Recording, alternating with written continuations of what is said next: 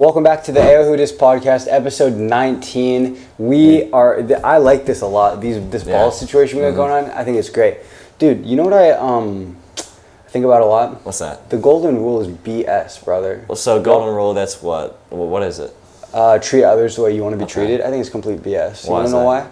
Because when I treat others the way that I want to be treated, I get such negative responses. Because I am the type of person, for better or for worse, this might be to my detriment, that I like to, I want somebody to be candid with me. You know what I mean? Like if I'm doing something wrong, don't spare my feelings, just tell me straight up. You know what I mean? Like, hey, you suck. Mm-hmm. That actually, because when I think about the moments in my life that I've grown the most, it's after the following statement, you suck. Mm-hmm. You know what I mean?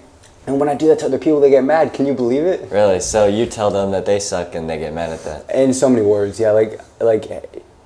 Yeah, I don't think a lot of people appreciate the level of candor that I appreciate. Yeah, what's interesting to me as I get older is I realize not everybody actually wants to hear the truth. You know what I mean? That's interesting. There's a lot of people that I know, it's not my closest friends. I don't want my closest friends to be like this, but I do have friends where they don't want to hear the exact, like they don't want to hear what's right, you know what I mean? They just want to hear what they want to hear. Yeah, exactly. And so, you know, you kind of just leave it. But I don't know, when I try to think about it, I'm always just like, okay, even though it's not right now, if I keep treating people how I want to be treated, eventually in the long run, you know, people will start to change. And I guess that's the mindset, but it hasn't happened yet. I find that it's more effective to treat people the way they want to be treated, not the way you want to be treated.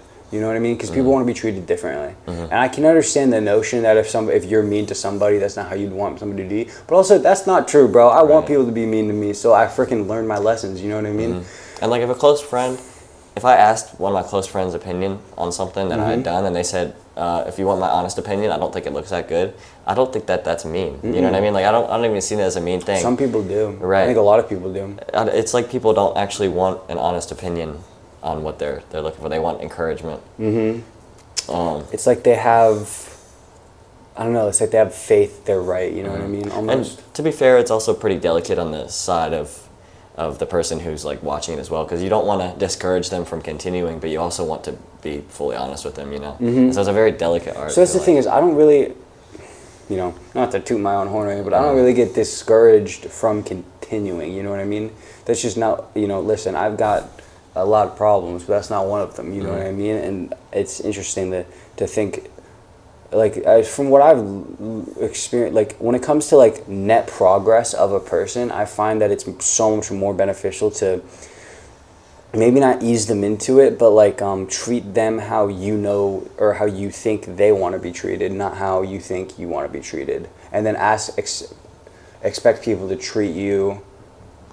It's like, you can't control the world, but you can control your responses to the world, kind of thing. Like, I don't know. Do you think it's a bad thing if you don't expect people to treat you the way you want to be treated? Well, I mean, I'm not exactly sure, but I really respect the fact that you don't really have a case of that at all. I feel like even at a subconscious level, I have some small need to have external validation, and so kind of going back, I definitely, and so I want. Like, there's a part of me that wants people to say, hey, your work is right, your work is nice, and your work is great. And it almost hurts me when I don't hear that. So I think that I'm pretty good at managing that, you know. At least, you know, I'm not saying that I have none of it, but I think I'm good at managing it. But I think there's a lot of people who kind of let it run or at least control their mind, you know. It's to where they won't even ask if they think that they're going to get an answer that they don't like, you know. Yeah, exactly. And that's not really the point. I think of that's flawed. opinion. Yeah. I think that's why you need to have close friends to where they'll be honest with you. Because if your close friends aren't going to be honest with you, then who is? You know, you're not going to ask a random stranger. They're not going to give you an honest answer. That's interesting. Do you think most times online, I feel like you're more likely to get an honest answer. I think so if it's in person and you're asking like, hey, does my fit look good? And it's absolute trash, they're gonna be like, yeah. But online, bro, they will be ready to tell you that your fit is trash. Yeah. So I don't know. If not your close friends, then who else would give you an actual honest opinion like that? Exactly. And so I guess form your close friends like that, and also be prepared to accept those kind of honest answers. You know what I mean? If you ask for an honest opinion and you get an honest answer, then you should expect it. And if not, then it's just fishing. You're just fishing for a compliment. Yeah, I think that's all to say that I don't think the golden rule is a thing. You know what I mean? I think it's more beneficial to treat people how they want to be treated, not you. Yeah, sorry. Yeah, I got than you. treat people how you want to be treated. Yeah. If you know what I mean? Yeah, I'm praying that eventually, it'll turn around and the world will start changing. But, that rule's been in effect for 400 years, so it's definitely not gonna happen in one generation. Well, I mean, I think it's more of an unspoken than. But I think so. Back to my other question. Yeah. Do you think that it's more beneficial to expect people, like, should you try to make people treat you the way that you want to be treated, or should you just try to handle the way that they treat you and not try to change them, but try to dilate your reaction accordingly? I think that's a good question. I'd say honestly, there has to be a middle line in between that, as in, you can't, it's kind of like going back to what you said, like, you can't expect people to give you a positive reaction all the time or give you what you want all the time. And so you have to find a way to deal with what the world throws at you, or what these opinions, kind of throw at you. But I think that you also have to stand the ground. It's just like, no, I won't be treated this way. Like, this is how I expect you, in a way, to be around me. And, these can be small things, and you have your lines, and everybody else has different lines. But I think there's a certain point to where, you can, it's not just coping, it's, no, you shouldn't be doing that. Like, you can't just berate me all the time. There's a line on that. So, I think there's a good in between. I think it's mostly on the just handling what happens, because most of it you really can't control. But there are small parts where you just have to draw the line and be like, no, you can't treat me like that. I'm not going to stay here and let you treat me like that. Sure. I will leave. And there's a lot of people that don't do that. That's interesting. That's interesting. So I hear that a lot in like the, I don't know, a good way to put this, like the dominant male space, you know what I'm saying? Red pill. Of like, sure, yeah. Of like, if people don't treat you well, you should leave kind of thing. I always think about that as like, aren't you kind of letting them win at that point? I don't think so. You don't think? Why not? No. If I stay there and let them berate me, even if I can grow to handle it, why would I stay there? Sure, I don't see any. sure. And I don't see any point. Like, I think it's a. I wouldn't say it's a confidence thing, but it's you getting on your own 2 feet and getting up and leaving the bad situation that you're in. And I think a lot of times when people are saying stuff like that, they mean like truly like abusive situations. So there's a lot of times where people won't leave because they might think it's worse, or there's a lot of reasons why. But there's a point where it is beneficial to leave the situation, and you're not. It doesn't. I don't even think about it as letting them win. You won. Like, that if it's better for you, then it doesn't matter if they won or not. It's better for you. It can be a win-win. Who cares? You're leaving. I don't really. In that situation, I don't think I probably would. I don't know. I think I'd care. I don't think I'd care about what. It's hard. I haven't been in a abusive situation heavily like that, so I can't really. That's a really hard thing to speak. I wasn't even more talking about abusive situation. Just like friends that don't treat you well, as far as like they just like are, I don't know, mean or disrespectful or something like that. I mean, I guess it depends on your friends and your line, kind of like what we talked about, the line. Because me and my friends, we're like, look on the outside looking in, we can be seen as disrespectful to each other. But we're sitting on the game and we're yelling at each other, sure. And we get up and it's not actually this big Well, thing. it's what you consider disrespectful. Right, is what but I'm trying to say. that's what. Okay, if I consider it disrespectful, then I'd raise it to them. And if there's honestly, like, if there's enough times where I'm like, this is a line that you've crossed that I think I see as disrespectful, I eventually would be like, no, I'm not. I don't rock with that. I don't associate with that. So there's a certain point where I would be like, yeah, okay, this is too many. But that wouldn't be the first one. I'm not. When I make a friend, I want to stay with that friend for a long time. So my line's pretty far down. I can take a lot of disrespect before I'll leave. But I do have a line, and I will leave eventually. But that's pretty long. I like even if somebody's mean to me, I'm like, okay, they might be just going through something. Like, let me help them. Sure, yeah. Rather than oh, he's being mean, I should leave. You know. Mm-hmm. So I guess it depends on how long you've been friends with them, and I guess how much you care about the relationship, and how much you think they care. Because I feel like my friends care a lot. So even if I care about my friends a lot, and my friends I think care about me a lot. So even if I disrespect them or they disrespect me, like it's sort of, we're gonna be friends forever. So like we're gonna get over it eventually, kind of. You know, and it's kind of like that with family too. And those are the tricky situations, or when family or close friends start disrespecting. Yeah, like sure. when you can't leave. You know, I think that's when it gets complicated. How do you think? Have you ever had a situation where you had a friend or a family member who crossed that line too many times and you had to exit the environment or exit the situation?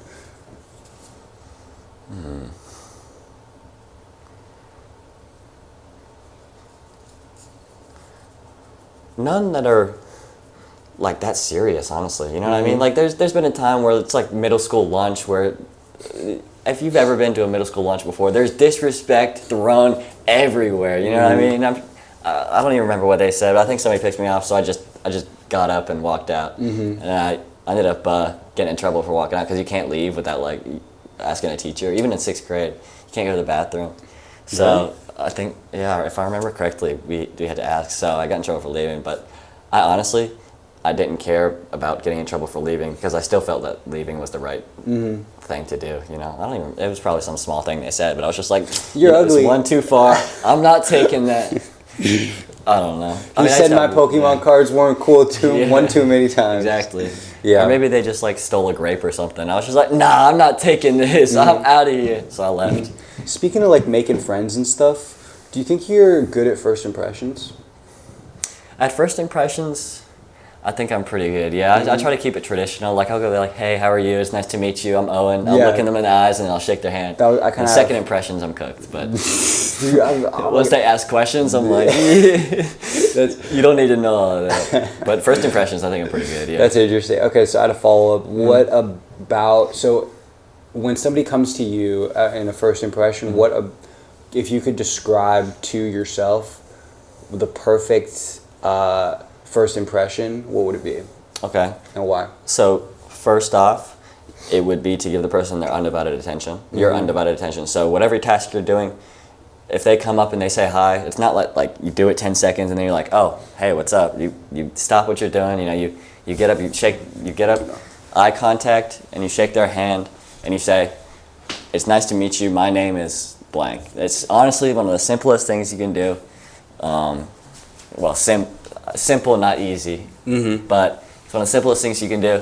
I think that the eye contact, the handshake, not a dap up, the handshake, which is kind of confusing in college sometimes because you're like, I think it depends. I don't know what to do. I think you know, depends. It does. Yeah, maybe it does. I guess if everybody's dapping up, you can't go for the handshake. You know, I feel that's like right. if you're like in a strict, group, super social environment, and you're like, yo, this is my boy Jonathan, I would go for the dap. You know what I mean? I guess in my mind, I was thinking like a one-on-one first impression. A group would probably end up being a little bit different. You know what I mean? It'd be harder to give people their full undivided attention. Keep going with the one-on-one then. Yeah, but I mean that's the first impression, like the first couple of seconds, in my opinion. But you know, if you want to continue that conversation, I don't even know what we'd be talking about, but you know, just undivided attention on what they're talking about. Honestly, I think this is a small thing, but it's a pretty big thing. If they were to ask you a question or say something, like, take a second or two to think about what they're thinking. I think that people really value you actually stopping and thinking about their question for a second or two. And not just that, you know, it does like control the pace of the conversation, you know, salesman type. But I think it makes people feel good when you're really focused on what they're saying and thinking about it. You know, it's not like you're just automatically disagreeing or automatically agreeing. You're thinking, and it makes people. It kind of shows you as a logical and somebody who what's the term? It's like second step thinking or something. You know, it's like you're thinking past the first whatever you see. You're thinking how the implications of that go. You know. I gotcha. And so I think that's a big thing. Not reacting, kind of thing. Exactly. You're thinking.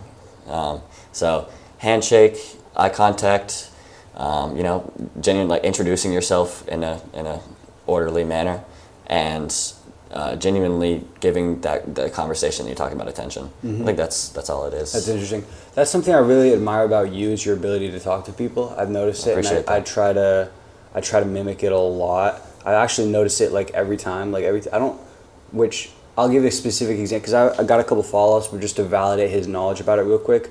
I have a specific example. I think you were at my college and we were walking, and then a group of people came out that I know, and then I dapped up one of them and we started talking, and then you just inserted yourself in the conversation, and then you said, I can't even remember what you said to this guy specifically, but you started having a whole conversation about the random stranger, and it was like a 5-minute interaction, but I was like kind of like looking over you to the side like, holy crap, if I was in this position, I'd probably just be sitting here not talking, you know what I mean? And so to kind of validate him real quick, follow up to that, after the first impression, how would you say you develop a deeper connection with a person, kind of like getting out of the small talk stage? Yeah, like, what are some tactics? So I think this is when a lot of people kind of like get stuck in like the game where they don't want to text them first because they might think of me this way. I honestly, like if I meet somebody and I'll get their contact and I want to talk to them again, I'm not scared to be like, hey, I'm doing this on this day, would you like to go with me? And genuinely, like it's almost part of the game, like you don't want to text them first, like you want to act like you're busy kind of. And I see that all the time. I mean, genuinely in college, like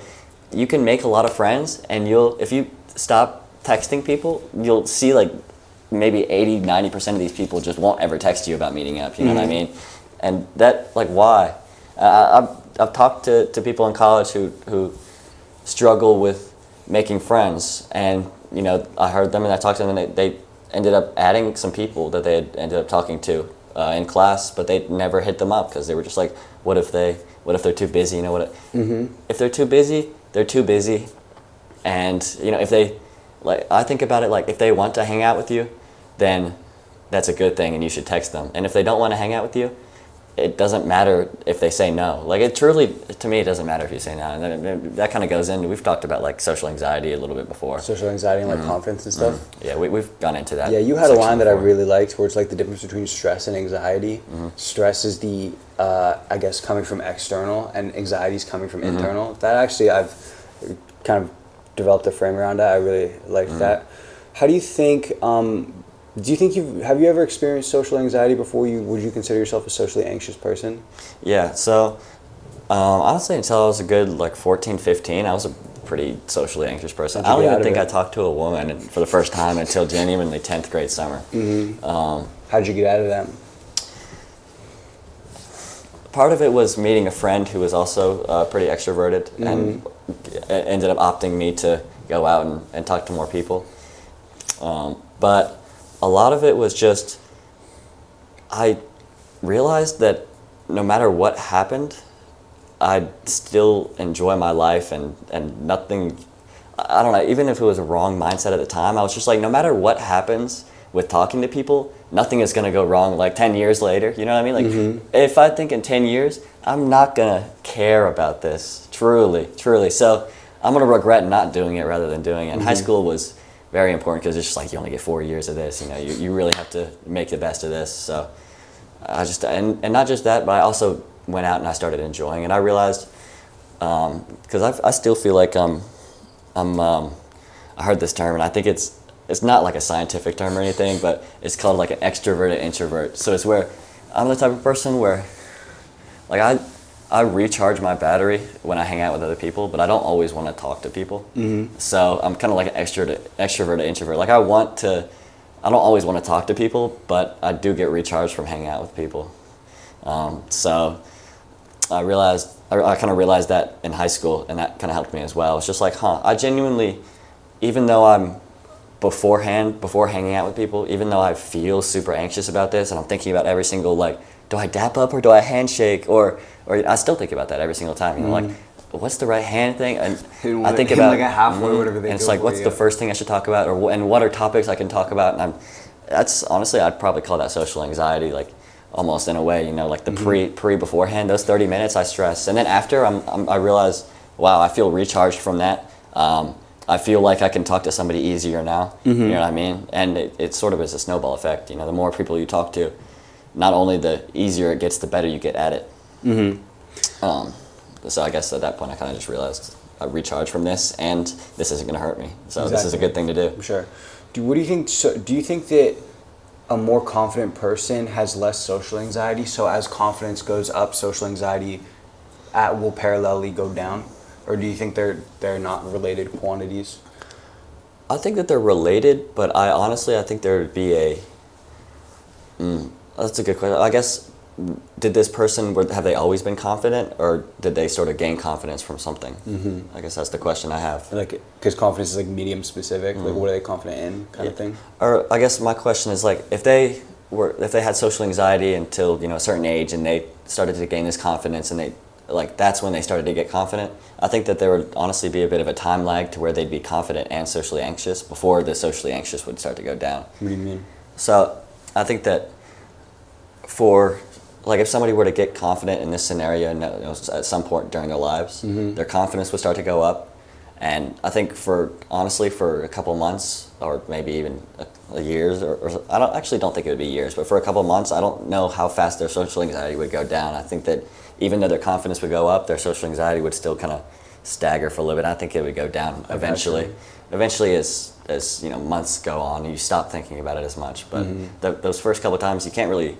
If you get confident in the middle of your life, it's kind of hard to shake off that years of social anxiety. But I think if somebody was born with it, that's a good question. I don't know. I don't know how social anxiety would be with. When you say born with confidence, what do you mean? You think they were just in an environment where it was easier to be confident, or like they were raised in a different way? Yeah. Because to kind of go off my question here, to kind of go off of my own question, I noticed that there are some people who are definitely like always had this confidence about them, and I've always been curious. Either A, it's not true, and they didn't always have the confidence about them, or B, it is true, and so mimicking the trait, I guess, stimulus that they got earlier in life in my current reality is what I feel would be beneficial. So what do you think about that?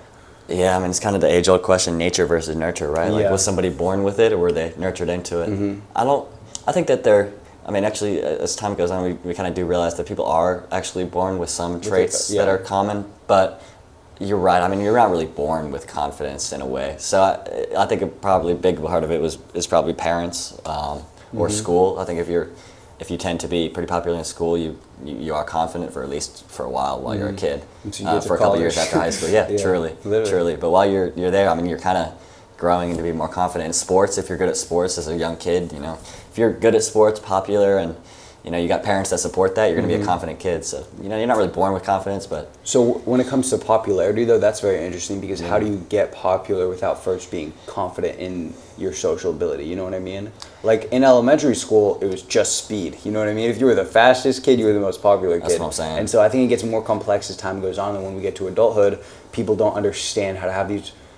I think a lot of adults I've noted, not me, like older, they try to be social like they were back then with more complicated humans now today. And so 30-year-olds try to use the quote tactics that worked when they were 18, but it doesn't work for other 30-year-olds because they're more complex. Yeah. You know what I mean? And so how do you think that popularity, what characteristics do you think create popularity, and is one of them confidence? That's a good question. Yeah, I mean, popularity, it's. I agree with you. It's a lot simpler in preschool, elementary school. Bro, it was just the fastest. At least in my school, maybe when in the different state that I was in, because I went to most of my elementary school was not with him. It was a different state.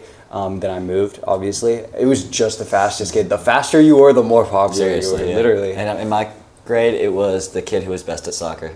Really? He was, because we always had a field we'd play at recess, so he would just always be the best at soccer, so he was the most popular. He's also the fastest. And a 2-week period where Rubik's Cubes were on. It was, alright, buddy. Alright, buddy.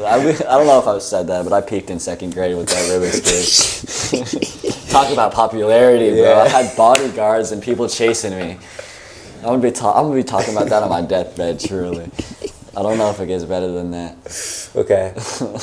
Dude, I was thinking about this idea on my deathbed. I was thinking, hold on. Like, if I make, like, a crap ton of money, right? I don't want to just, divvy it out evenly on the wheel. That seems lame to me. I was thinking. Okay. You ready? Hear me out. At the end of my life, the funeral, it's not even going to be a sad thing, first off. It's going to be a party. You know what I mean? There's not going to be, like, a dead guy in the thing. I'm going to be cremated. So, a party, powder being thrown everywhere. At the end of it, Kahoot of my life, okay? winner gets the inheritance. Winner gets the will. That's how I want to do it. Just everything about my life, you know, and whoever gets the most accurate obviously knew me the best, so I think they should win my will. Just a thought. I think that's a great idea. It's hilarious. Kahoot of my life. Parents got last place. Dude, I hope they're not at my funeral. Mom and dad last place. Yeah. You hope they're not at your funeral? Well, oh yeah, I guess you. I hope they. That's complicated, right? That gets started quick. Yeah, that is a complicated one. Mm-hmm. I don't know which one to say. Because you could say, I want my parents at my funeral, but that's kind of just like, that means you're dying early. Or you say you don't want your parents at your funeral, and that means you're expecting your parents to die. Like, there's no winning that scenario. How about nobody dies? Yeah. Okay. We live forever. Yeah. I mean, how many more years do you think we get immortality? Do you think we're ever going to get it? Before we get immortality? Yeah. I'm not sure. Do you think you'd take it? I mean, I think the question would be, how much of my trade-off as a human do I have to trade? If immortality means turning me to a bot, then no. If there was a pill that just stopped your aging right now, what would you take it? Or, yeah. Because you're at the age now where you kind of peaked. You know what I mean? 20 All right, second grade. Well, I mean, no, yeah, my fault. It's already downhill. All right, yeah. Truly. I mean, I'd probably wait a couple more years. Wait, so like my body shape and structure would never change? Yeah. But immortality is complicated. Yeah, ignore that part. More like, would you want to live forever kind of thing. Okay. I would not. Mm-hmm. I would if there was a way that I could choose when I die. Like if there was a way that I could, do this set of circumstances. That's interesting. You know what I mean? If like it would be some mythological thing. I don't think it would be scientific, But if there was a way that I could be immortal, and if I did this certain set of scenarios, then it allowed me to die, and I had that choice whenever, then I would take it. Immortality's kind of like that too. You just jump off a cliff. But you wouldn't die though. Well, like immortality, when I think about it, that means you're never dying. Period. Oh, really? Your body is gonna outlive, the universe. Okay, sure. And that's scary to me. Yeah. I don't want to do that. Me either. I'd like to live longer, like 150, 200, because good number, yeah. I love life, bro. I just want to get as much of it as I can. Yeah. And so, I'd like to live longer. So if there's something that can make me live longer, like 150, 200, by the time I, am older, I take it, but immortality probably not. But like, would you want to live 100 years in your 100-year-old body? Yeah, I'd rather do that than die. And then, I mean, my belief says not know heaven or hell. It's just nothing after that. So right, that's what makes this meaningful. You know what I mean? Yeah. So I would rather do that than experience nothing forever. And surprisingly, not everybody has that answer. A lot of people would like to live like a good 80 years and then die before their body gets to that level. Really? I mean, it depends how much you're suffering. If you're stuck in a hospital for 100 years. But it's like, would you rather? I wouldn't die. It depends how much suffering, how much suffering can you take before, and maybe this is a conversation we probably shouldn't get into, but how much suffering can you take before death seems like a better option than suffering? You know what I mean? It's a complicated But I've question. never experienced that level of suffering in my life, and I hope to never. Right. But I have no idea. Right. Yeah, my 10 on a pain scale isn't the same as most people's 10s. Like my 10 is I'm okay with living. You know what I mean? Yeah, truly.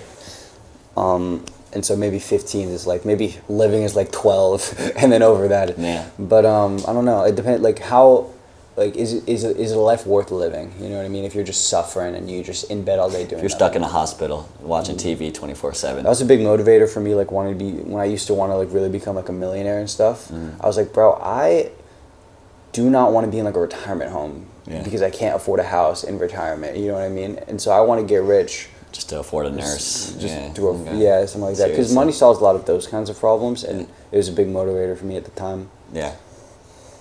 That's a good point. No retirement home though?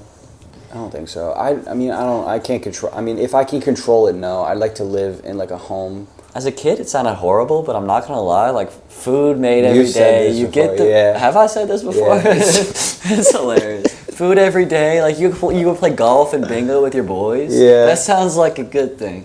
What if you're there with all of your friends? Imagine a retire. It's like the FaZe Clan house, but at 80 years old. You boys get the house together. Yeah. At 80, that'd be awesome. Yeah.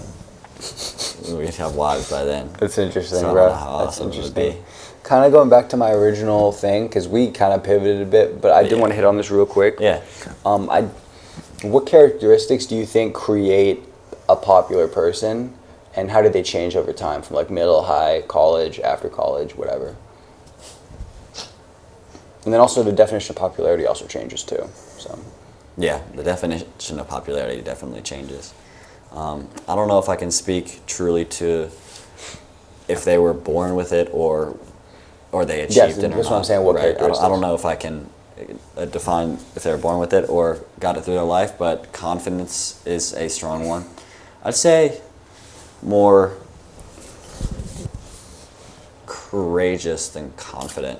What do you mean? I'd say doing things even though they're scared of it is a good sign of popularity. Confidence is, I mean, that's a very, I feel like that's the first one people think of, you know what I mean? I'd say somebody who's trustworthy tends to end up being pretty popular.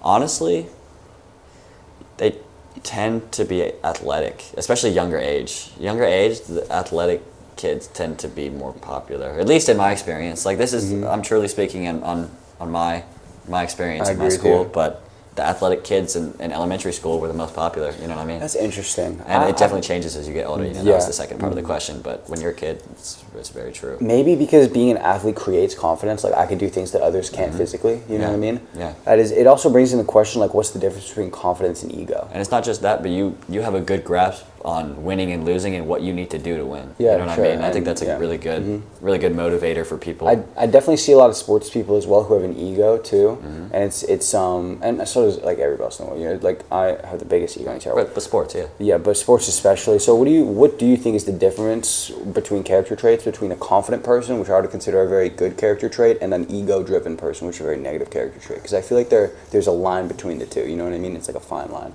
What do you think is the difference between the two? Because two people can say the same thing about themselves and have a completely different reaction because one's driven by confidence and one's driven by ego. And people can tell. It's a good question. Honestly, I think I have to think about that a little bit more. You have anything? I don't, bro. Think about it. Okay.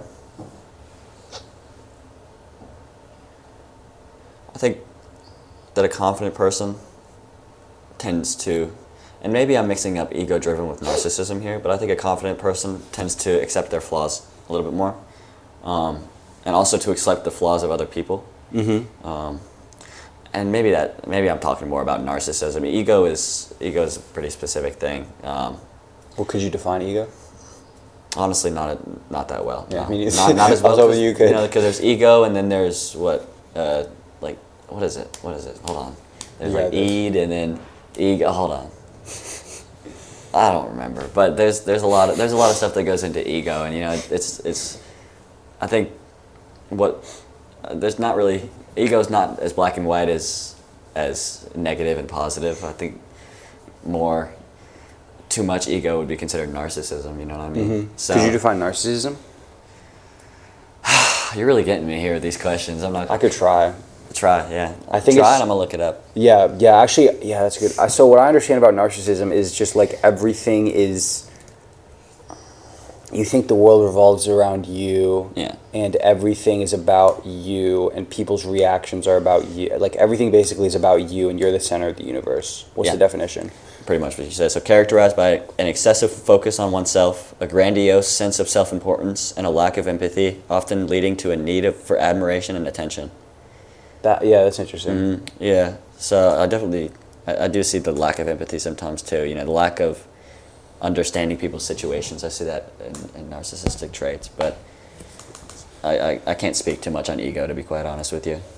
I kind of slept through that portion in philosophy class. So that's not all the portions. Society. Probably not philosophy. If I can't even remember the class, bro, I'm definitely not gonna remember the subject we were talking about. Speaking of my philosophy professor, bro. Yeah. What about dude, it? do you get the feeling that like teachers in college can just never hand out hundreds, no matter what? Nah. Like, bro, I got a 98 on one of my things, like a paper, and there were no markings. Everything was perfect, not a single red line. And I went up to the front of the thing afterwards. Hey, I noticed I got a 98 but no markings, because I saw my friend, it was full of red markings. You know what I mean? And I'm like, first of all, I'm like, sucks to suck, bro, 98. And second of all, I go up to him and he's like, you know, hey, I have this 98 out of 100. what did I get off? And he's just like, I just don't like handing out hundreds. What does that mean? I'm like, well, what do you mean, bro? Yeah. What does that even mean? What? You don't like handing out hundreds? I don't get that. That's crazy. I don't get that. I don't understand I don't understand teachers' mindset of trying to make their students fail. Like not as in making challenging topics, but as in I'm gonna make this test hard enough so that the average is a D or a C. And if it's not, then my class isn't good enough. What does that even mean? Don't you want people to understand the topic? I know. Don't you want people to get a good grade? I feel like a teacher's incentive should be to get A's. It is, which is why they curve. High school, right? And college as well is why they curve. Yeah. But I think some people have, what is it, severance or something? Yeah. To where it doesn't really matter. Yeah, I'm not sure about exactly college. I know high school, they really do have an incentive to just push people on. They don't want to hold people back, but college, they're more willing to do that.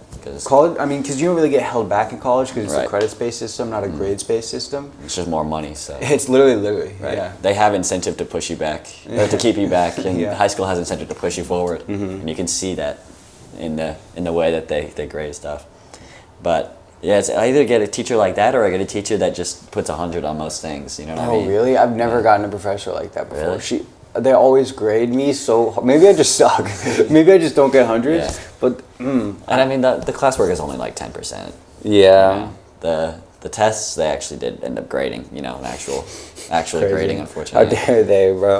I think they just wanted to. There's some teachers that actually want you to pass, and those are the ones that are like, I'm gonna give you 10% of classwork, and I'm giving you these 100 just so you pass. You know what I mean? Like it's not to help you learn more. It's not even. Well, it probably is to help you learn more. Actually, that probably is the main point of it. You know. But what do you think are some of the? Because school is really like, I think the general consensus is for our people around age around school is that we don't learn a lot, and like this stuff won't be used for your life, whatever. That's like the stereotype. But what do you think are some things that you've learned from in college or high school that you wouldn't have been able to learn if you weren't in college or high school? That's a good question. Two good things I'd say there.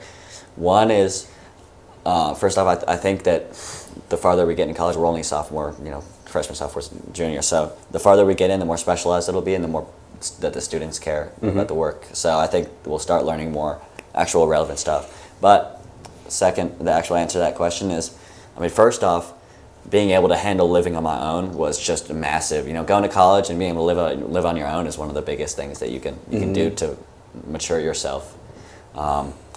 Being able to, it's truly, you don't have, for the most part, I think college is still kind of keep a lot of rules on freshmen.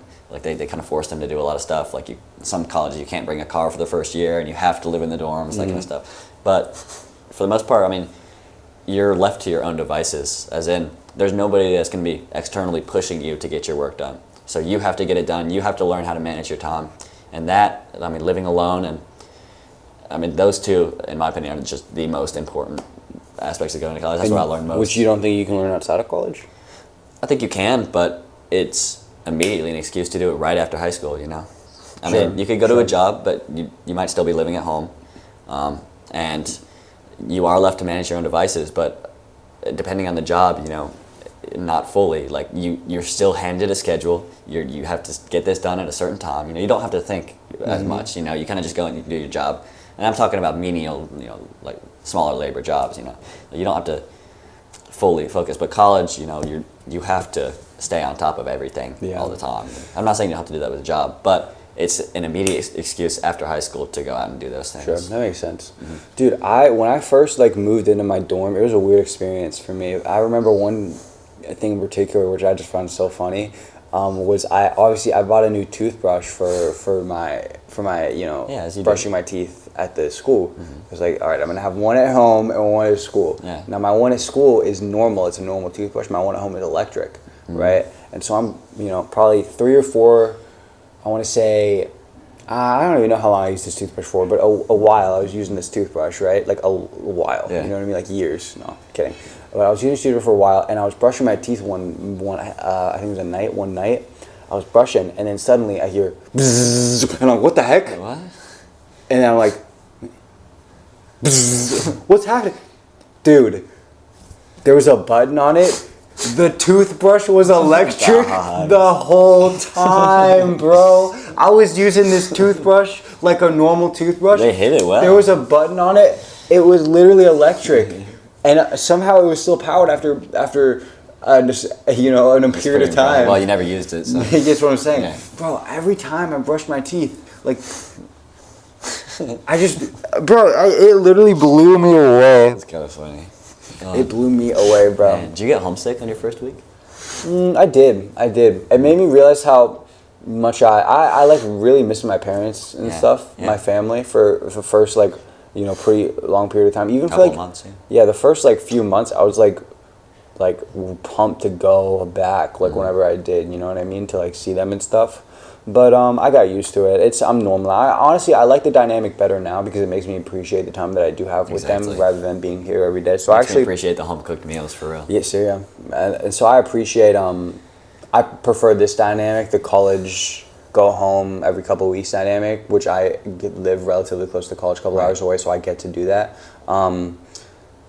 Versus the home all the time dynamic. I think I prefer this one a lot more. Yeah, I'm definitely similar to you. I think, to be fair though, I think Boy Scouts helped a lot with me trying to actually getting out of the house for a couple of days. Those first couple of days, I know a lot of people just had a really bad time just in the dorms. I think the summer camps helped me out with that. But I gotcha. I still felt homesick for me too. like a month or two, you know. It made you really appreciate it, though. I'm glad I felt it because I didn't realize how much I took it for granted. Yeah. And if you don't appreciate your mother's cooking right now, then go to college for a little bit and eat the crappy food, dining hall food, and then come back and it's just a whole different palate. My dining hall's not even that bad. Yeah, okay. It's You've been there. Yes, sir. It's like Papa John's pizza. Oh my goodness. No, we got better pizza, but we got. Come on, just give me the pizza. Okay, all right, bro. You got the whole dining hall. All right, sure. Give me some. You can have the pizza. Yeah, you can have the pizza. And we don't have more space, but compared to the amount of students we do. Bro, oh my, that's a serious problem, bro. Yeah, it's probably gonna continue to. They're just gonna keep pouring exactly, more bro. It's so annoying. Yeah. Oh well. It's more money for the school. Yeah. So. My dining hall's literally unusable at 12:30, bro. Because there's a line out the door. I just can't go in. Yeah. Well, I can. I just have to wait an hour and a half. I'm curious to go back to the dorm thing. I had a question real quick.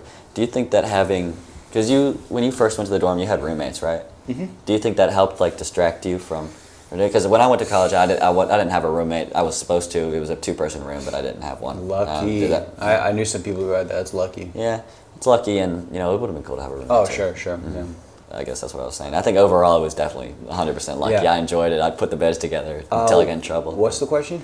Do you think that it helped get you out in college at the start and distract you a little bit from home? I'm glad that I did. I have my own space now. I'm glad I didn't at the start. It definitely did help me get out more, and I'm glad I got to experience what it's like to live in a box with 2 other people. Right. You know what I mean? I was me, another person, and another person, so it was a 3. It was supposed to be a 2-bedroom, but it was a 3 because there were a couple complications, and so I lived in a small little box with 2 other people. I'm glad I got to experience it. Mm-hmm. I'm very glad, and I think it helped me a lot, and it definitely helped me get out a lot more, and it made me social. I got relatively close with one of them. You know what I mean? Yeah. And so it was pretty, I mean, one of them, didn't they move out halfway through? Yeah, so my situation was interesting because we were initially supposed to go into this brand new dorm. Mm-hmm. It's a freshman only, brand new space constructed. Yeah.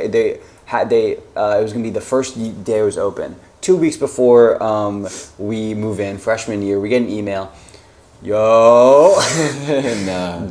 Building's not going to be finished, so we're going to throw you in temporary housing. Yeah. Wow. And so I had to go into they converted a lounge space, a small little lounge space, into a bedroom with a bed, a dresser, and everything. And it was and 2 other people got thrown in there with me. Yeah, can you believe that, bro? And then halfway through, the building was finished. Halfway through the year, the building was finished, and we get the choice to stay or leave. So one of my roommates left, me and another dude stayed. I did not get college construction because it's half the campus 24/7, and it's never finished. Bro, my library has 10 floors. That's crazy. 4 through 10 are in construction, and they won't be done for the next year, bro. What? What did they even need 6 more floors for? Books? They're my bad. They're the quiet spaces. Okay. Because 1 through 3 are social. Social spaces. It's relatively loud. It's loud for a library. Mm. And then really? Yeah. I don't think you've been in it, but I'm pretty sure. Whatever. I don't be in the library. I've No, been in just your kidding. I'll library. explain- Your I'll library explain was mine, yeah. your library was chill. And so it's 3 spaces of like social, and then 4 through 10. Well, I think it's like actually 4 through like 8, and then I don't know what the last 2 floors are. But 4 through 8 are like quiet spaces. It's super quiet. There's tons of chairs. It's just to work. And so I was only in those spaces. And then when they shut them off, bro, I got like construction headphones to throw on, and I'd be wearing those in the library. So serious. Biggest cheat code ever. I got it from. Where did I get it from? Alex Hermosi. What do you mean? No, I said Alex Hermosi. Yeah, I don't Does know. he do that? Yeah, he does. Oh, does he really? The noise canceling headphones. Yeah, Really? his thing is like as little stimulus as possible. So he'll get noise canceling headphones. He'll turn all the lights off except for his monitor. He'll set a timer. He'll text all his friends, "Hey, I can't get to the phone for this next hour," and he'll be fully focused. But Wow, I didn't do that. I can't remember where I got it from, but I ordered. I mean, that's almost too far. These headphones, but well, yeah. I mean, well, he's making more money than us, so right. you know. What can I say about too far? And so I put the headphones on, and it's great. Yeah. Actually, no, I put noise canceling AirPods, and then the headphones, and then it's quiet. It worked. Yeah. That was actually comfy. I like AirPods, but I can't put the headphones over it. Sometimes I can. Yeah, depends how much stuff I need to get done. Yeah. So they had 4 to 10, but they're renovating them, or They're renovating them. building? They're Okay. renovating them. Okay, Yeah. that's pretty cool. I'm not sure what they're doing. And then bro, there was like a Panda Express, and then they're renovating that too. Whatever. Anyways, Y'all got a Panda Express? Tell me about your library. Well, I mean, we got a Starbucks, but no Panda Express. Not in the library. That's Not in the library. Oh, okay. In a different part of campus. Okay, but we have a sure. Panda. We have a Panda, just not on that part of Yeah. campus. First floor is just main floor. We got you walk in, security guard right there, Starbucks right there. We got tons of people on seats, but they're all talking, but it's actually not too loud in my experience. No. It's interesting. Yeah, and maybe we have different like levels for Your what's library considered loud. was quiet when I was in there. Not many people. Oh, true. I was like, bro, is this a library or an abandoned freaking factory, bro? Where is everybody? Yeah, it's not 11 yet. Well, the thing is, the second floor is like where most of the books are, which is the second floor. And Our library doesn't even we also no books. So dead serious, Yeah, bro. and also we have some art collections there. Cool. And then you go to the third floor, and that's known as the quiet floor, and that's the quiet floor, and also it has some books, and it's got just a massive collection of art. It's very, very cool to walk around. But what I like about the library is you can go online, and they just have a crap ton of rooms that you can reserve. Like as a student, they're just 2 clicks away, you can reserve a room. If you don't go, it doesn't matter. You can reserve like up to like 8 a day or something, or no, like 5 or 6 a day, something like that. But the reason it's so quiet is because everybody's in their own separate room. Like you go to the room, it's got a TV, it's got a big whiteboard, it's got some bean bags and some normal chairs. You can choose a desk if you want. A lot of times, because the library is open 24/7, like we'll just go there. Really? No. Oh, that sucks actually. That's really annoying. It used to there be, were but some they times where it was stopped it. clutch for like early morning exams. So I would just Yeah. stay up all night and at the thing. Yeah. But a lot of times we'd go like as a group, we'd go just rent one of the rooms with the TVs, get a crap ton of beanbag chairs, and just like watch anime. just on one of the TVs. It's massive. I mean, the size of this thing. Yeah. Well, So, can't see that. yeah. But we actually can do that too. We have the rent out spaces. Nice. I just never remember to do it. Really? I'll do it. Even I'll get like a 6-person room for just me. I just No, like I the do space. too. I do too. Yeah. But we used to do it like 2 days in advance, bro. That's what sucks. Too many that people. sucks. Yeah. I mean, if Wait, you do you if do you the want to same get thing? one, I mean, the good rooms will book like the rooms with the TV and the little fake aquarium and the dark. things. There's an aquarium in Yeah, here? it's got like in this little bubble thing. What in the world? But like those rooms, you did probably like I say 4 hours in reserve. So You know what's you funny? text your friends. But You know what's funny about my rooms? What's that? So in my rooms, the library rooms, there's like a whiteboard wall. So like Yeah. the wall is a whiteboard. That's cool. It's pretty cool. But only some of them are. And so people started drawing on the boards. And so now there's no more whiteboard walls. That's messed up. They literally said we removed all the whiteboard walls because people kept drawing on the normal walls. At that point, add them all as whiteboard That's what I'm saying, walls. bro. Oh my Those were God. cool though. But yeah, I mean, you could reserve it. It would be reserved out like 4 hours. But to be fair, a lot of the people in my college, like, because the reserve doesn't actually hold too much weight, a lot of people just reserve just in case they go, and then they just won't go. So I do the same, I won't. yeah. It A lot of doesn't times I won't even reserve. I'll just go in, find an empty room, and walk in. And doesn't hold if weight somebody for us comes either. in and says they reserved it, I'll be like, oh, my bad, and go to the next room over. That's it. It doesn't hold weight for us either. I used to go in and just not when I reserved it, and then hop in. But then the problem is some people will say, hey, I reserved it. Yeah. And so now I have to leave, and that throws off my whole workflow, bro. Yeah, I don't really mind it that much. Really? It's not the end of the world for me. It's 10 seconds to the next room next over. Yeah, I don't know. And then I just start back again. I'll be mid-essay, and this guy's like, get out. Yeah. Oh, okay.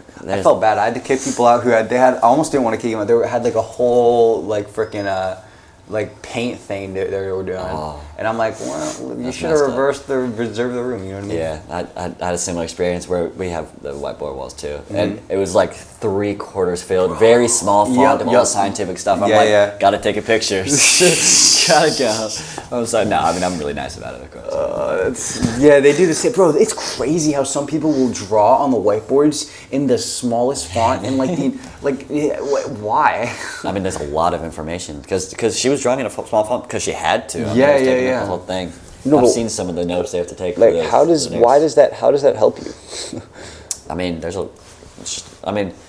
when I've seen it, it's only been those degrees where you really just have to know a crap ton of information. Like it's just I mean, it was what's the term for that? Brain surgeon. I have a friend who was going in to be a brain surgeon. I mean, STEM, I guess, science, technology, engineering. Yeah. I mean, neuroscience, as in neuro operator. There's a term for that. Brain operator. You know what I mean? Like they were going as that, so they had a neurosurgeon. Yeah, there you go, neurosurgeon. That's what I was looking for. They were going as neurosurgeon, so they just had to know a crap ton of information. So they had those whiteboards, you know, just tiny. Are you okay? What's going on? You breathing heavy, Bro. I was trying to push out my legs. You know the back thing. I think this is one of your topics. We can talk about it. Oh yeah. Like, bro, because I had to like, I got bad knees. I got a bad back. Bad everything, bro. So why? I saw in the I don't know what it says. I don't know if that video is. We're releasing a video. I don't. It might be. I think it'll be the Monday before this, right? In a week, so it's April 6th now. Right. So Next is 18th, so 19th. So it'll be released before. go check it out. We're watching. Yeah. Go check out that video. And in that video, bro, we basically, I don't want to spoil anything, but you know, we got taught professionally some ballet, and we started with some stretches, you know, and we started stretching. I mean, I can even. And do I'm it like, now, bro. Alexander, are you stretching? Like, I can't He's go- like, that's. I can't go further than this, bro. That's genuinely scary. I genuinely can't go further than it. Like, yeah, I believe you. physically. Don't hurt yourself. I believe you, but So I'll tell you what happened. So I was when I used to like work out every day, but now I'm freaking. Although I did hit leg the other day. So I was in the gym and I was lifting up dumbbells and I just like tweaked my back a little bit. And I was like, well, gotta finish the workout now. I'm already here. And so I finished the workout, and then, it messed me up. Well, because the problem is that I had like a little back thing before, but it was nothing compared to you know. And so after that, you and me, it was one of our first ever details for a cart, and we were there for like 4 hours. yeah, longer than they should have been there. And I was struggling like the whole time, and I was just like, I'm here, Until like you I'm were not a gonna, trooper. You I'm didn't not know. gonna leave. Like I'm just gonna do it, and I had to like bend down, like I'm glad we have the camera. Like I had to bend down, like I had to hit one of these, like, you know what I mean, to get stuff. Yeah. And then after that, it was just I was cooked, bro. Sorry. That truly ruined my back. And then it has nothing to do with you. And then it was a couple of weeks before college. I got to college, and it was just progressively getting worse as time went on. I got to college I think the second day freshman year, I woke up before classes even started this Sunday. Yeah. And I woke up, and I'm glad we have the camera here. I literally couldn't move my foot past this. Couldn't walk. Could not walk. It's tightness in my lower back that goes into my hamstrings. Literally couldn't walk, like physically, and so I had to like spend a couple like hours like stretching it out. That's scary. And now I can only go to like right here. Really? And so I definitely regret doing that detail because I've had to struggle with this for years since then, and Right. it's a known issue. Yeah. I went to a bunch of different doctors. I went to an orthopedic surgeon, and he told me I have one of the healthiest backs he's ever seen. And I'm like, what you mean, bro? I can't move my foot past. And so it's pain in the back itself. Yeah. It's tight. I think it's tightness in the back. I'm not sure, but it's interesting because it's actually I kind of see it as a blessing almost because I was doing pressure washing last summer and the back just got so bad that I had to stop pressure. Like I wanted to like make it a big business and everything. I was like, this is gonna be great, I literally got to a point where I just couldn't, like I couldn't, like Wasn't feasible anymore. It was awful. And so I had to stop pressure washing. And the same day I decided to stop pressure washing, I texted you that first test asking you if you wanted to do the thing. Yeah, and then we kind of like grew from that to like this YouTube thing. And so the back was a big motivator to be like doing this YouTube thing. Right now, so low-key, it was kind of a blessing in disguise. I give props to your back for that. I know, bro. Appreciate it, bud. Yeah, pat on your back for that one. Yeah, that's basically. Awesome. Man, I can't believe it was the same day. Yeah, I was thinking about it. You moved on quick. Well, because I didn't want to dwell on it, A, and B, I was thinking about it for a while before then. It seems like you've always wanted to do at least recording. I've always wanted to do YouTube. Yeah. I've always wanted to do YouTube. I guess I never wanted to do it alone, probably because I was afraid. And neighborhood kids were. Yeah. Well, no, because I was afraid to ask you about it low key. Like that first text, I spent I was sitting on it for a couple of hours. Like, I don't know if I want to send this, bro, because we had done the business stuff in the past, and we had basically come to a consensus, like we're done with it. And so I was like, I don't know if I want to really, you know what I mean? And then I ended up sending it. You were super receptive. You wanted to do it right off the bat. And so I was grateful for that. I don't know what I would have done if you. I guess I would have done it alone because I don't know. Maybe I would have. Yeah, you'd be actually successful. Maybe, bro. Maybe better camera angles. Better camera. Oh my goodness, bro. I'm so curious. So we filmed a video today and yesterday. Y'all will see it in a couple weeks. It's gonna be called, I forget. Street racing with toy cars. Street racing with toy cars. I love that. And so in the video we did like a split view or not a split view. We basically, for the first time ever, we like had our own perspectives. Like you went to a different location, I went to a different location, and we did two different things. I won't spoil it, but I'm curious the difference in like camera angles and quality between the two, because I'm always freaking telling him like, bro, he's got it vertical all the time, like go sideways, bro. Yeah, half of those videos were that. My bad. But I'm more curious on like, what did you even talk about, bro? Or no spoilers, but like I didn't even know what to. I just found the random. I was just struggling to. Most of my thing was setting up the car, bro, or the tricycle thing. Like I was just struggling to do that. Like I just set up a tripod. I mic'd myself up. I was here, and I was just like, here we go, bro. Some assembly required. Yeah. And bro, I struggled with that. I won't lie to you. I'd already texted you once to extend the time, and I was getting back from the shop that I went to get the actual like car, and I was like, I'm gonna get back home maybe 20 minutes before I have to leave for this thing, so I'm rushing like as fast as I possibly can to get this car built. I ended up texting you. I was just like, hey, can we extend it? Bad, bro. I got it built, and then I attached something on the back of it. I'm not going to spoil it, but y'all got to check out the video. It was really funny. I'm really happy with I haven't edited it yet, but I'm really happy with the recording process. I had a lot of fun doing it too. Yeah, I know. It was one of the most fun I've had in a video. It was a blast. And so I just finished and I was like waiting for an hour, bro. I was just watching YouTube. I was just chilling. You'll see, you might not end up posting it, but a lot of times in editing, I'm like, is Alexander already done? Like, is he done? I should have recorded myself like chilling. Dang it. Yeah, I've got some clips of me just chilling.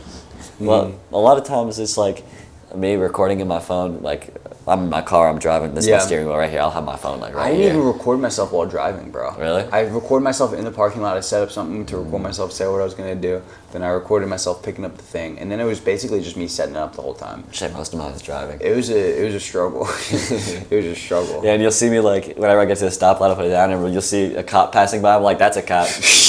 I'll be like, I'm dead, guys. GG. Yeah. I was like, is that even illegal? You know?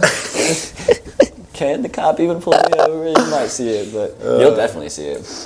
You have to watch all of them. I know. So. I'm curious. I'm curious what's gonna make it. I don't know. I've never edited something like that before, so we're gonna have to see. No? I'm pumped for it. Not like I've never edited something that I haven't been in. You know what I mean? Like it's gonna be weird because I have no idea what to expect for your end. Curious how you'll format it. Yeah, me too. I'm pumped to edit it. I'm excited, man. Every time we do these new videos, it just gets like more fun and more fun. I'm liking the. We're getting better. We're getting better at this video, especially. Like you guys will notice in the split view video. What are we calling it? I freaking forgot again. Like dual perspective. I like split view. No. The video title. Oh, Street Racing with Toy Cars. Street Racing with Toy Cars. You guys will see in the Street Racing with Toy Cars video, bro, the production quality was a lot higher. Like you'll notice like the first, like we had like the drone going in with the little intro, and then we had like, I think we're getting better at like just like what we know to do during recording days. Yeah, like other than the SD and which is kind of hard to predict, and then the GoPro. We pretty much predicted like how it would go pretty well. We're getting better at doing redundancies, because we used to pull up to a spot and be like, man, let me learn this periodic table in 30 minutes. Bro, we forgot the camera. We did forget the camera. And so that's hilarious. we're getting better, but we're accounting for our redundancies now. The redundancies aren't decreasing; we're just accounting for them better. Yeah, I think that's it. That's probably a good spot to let's call it, bro. Bro, thanks for watching, guys. I hope y'all enjoyed. Make sure to like, comment, subscribe. Let us know what you want to see next. Stay safe, stay healthy. We'll see y'all in the next one. Peace. Bye. Yes, sir. Good one. You stole my "stay safe, stay healthy" line. It's my line, bro. What you mean? Well, I stole it from you, but now now it's mine. You can't take it shot, back. Bro. We talked about like one topic that I even wrote. That was a good one. Really? We talked about like 6 and 1. Really? I think I transitioned a little easier between the two. I think so too. Oh, my back. We didn't talk about a single one. That's crazy. Bro, I was low-key... You asked a similar question to me. The only difference is confidence. You asked like a certain personality type. Yeah. I think we went through like 6 and 1. That's cool. Please be recording. Oh, bro, don't say that.